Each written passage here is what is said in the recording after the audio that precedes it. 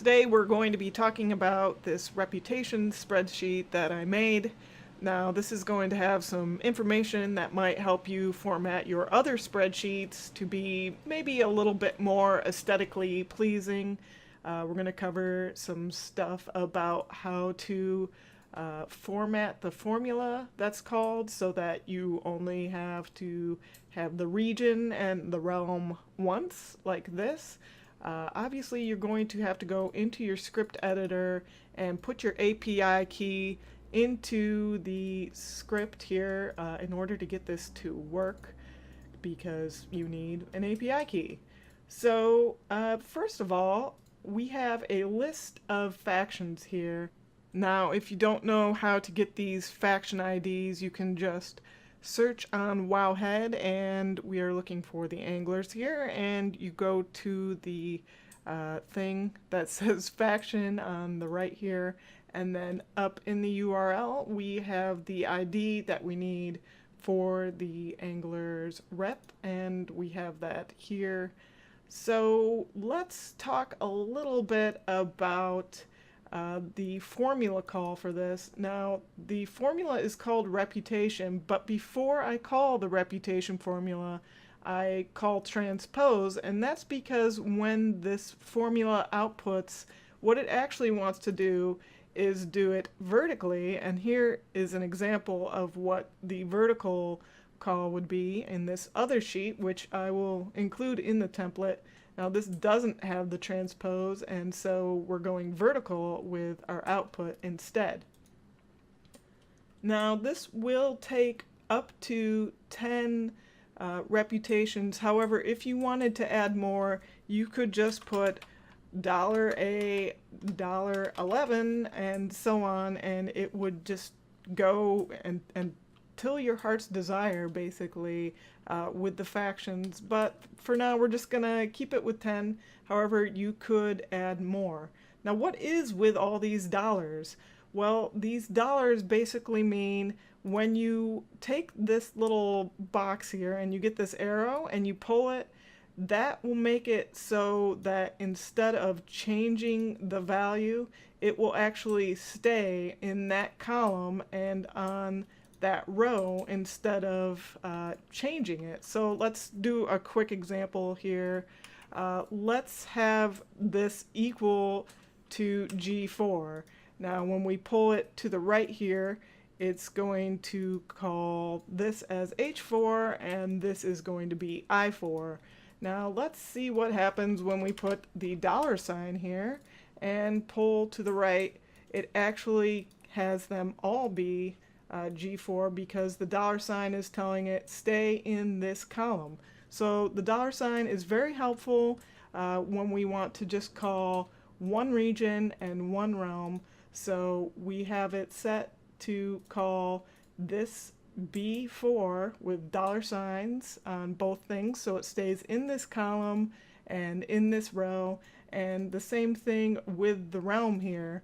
Now you might notice that I actually have two characters of the same name here, but it's actually outputting different things. Well, I thought, I know a lot of you, like me, have characters on different realms, but you might not necessarily want to have another column for all this.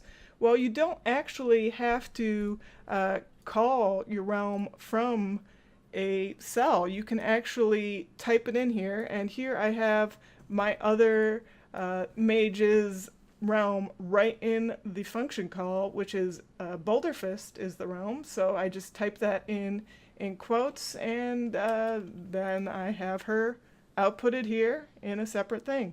So you don't actually have to call the realm at all, and you don't actually have to call the region. I just have these in here because it's a lot easier for people to do. But you could actually get rid of these completely and call them in the function here. And if we wanted to hide our stuff over here so we could make it a little neater, we could just select all three of these columns by holding down Shift and clicking from C to A, and we could just right click and get this menu, and we could hide those columns, and we could make it a lot nicer looking.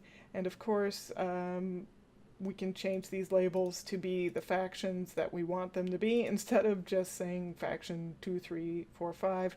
That is a bit of manual work you're going to have to do for this. Conditional formatting is what actually controls what is the color of all of these squares. So if you don't like the color scheme of your spreadsheet, either the item level one, or if you don't like these faction things here, you right click on any one of these squares. It doesn't have to be the whole thing, and you go to this conditional formatting thing, and it will actually bring up this menu on the right, and you can see that it is controlling what color things are based on what's in there. So if we want Exalted to be, I don't know, this magenta color, because that's way prettier, we would just do that. And as you can see, even though we had one square selected, it actually changed it for everything that was. So I'm going to hit cancel, and everything goes back to this purple color. So that's how you can easily change what's going on here. And if this were the item level one, you could actually change the item level threshold color change that would be here as well. So that's another way that you can customize how this looks. Another tip that I can give you is that when you do double click on something, it will show you with dotted lines which things are being called, so that can make it a little easier. And if you click on it with your little mouse pointer, it'll do a kind of vague highlight of the cell. So that can make it a little easier when you're trying to figure out where something is going wrong in your function call if it isn't quite working out the way you want. And just remember, you can easily fill out a whole row of things by grabbing this little square here and pulling down. So we can see here, if we happened to want more than 34 characters, we would just grab this and pull it down and it would fill out another. Of course, I don't have anything here, so it's not filling it out.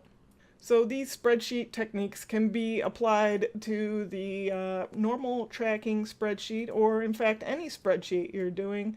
I hope this was helpful for you, and I am working on the Legion spreadsheet still, so don't be too concerned about that. It will happen soon.